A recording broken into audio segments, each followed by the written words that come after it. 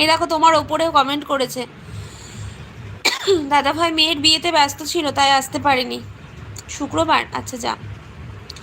শিমুল, পলাশ, গাধা, চন্দ্রমল্লিকা, ডালিয়া, সন্ধ্যা, মালতী, মাধবী, লতা, কৃষ্ণচূড়ার পাপড়ি, কুঞ্জে সাজায় প্রেমের মাল্যখানি, ফুলকুমারীর নতুন সাজো, কোকিল পাখির পুঞ্জসাথী, সে আমার মিষ্টি বোন তুমি, রাধে রাধে, হরে কৃষ্ণ। এই দাদা ভাইটা, নমস্কার অমল দাদা।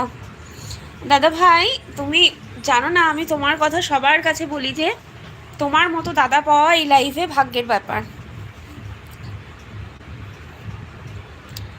এই দাদা ভাই জানো না, যখন বাজে বাজে কমেন্ট করতো, অনেকে আসতো সেই সময় ধরো, তখন সবাই বাজে বাজে নেগেটিভ কমেন্ট করতো, আর এই দাদা ভাই আমাকে খুব মানে খুব বলতো, সবাইকে বলতো যে মিষ্টি বোনটাকে এরকমভাবে বাজে কমেন্ট করো না, তোমরা সবাই ওকে আশীর্বাদ করো, ও যেন ওর সফলতার ইয়েতে পৌঁছাতে পারে।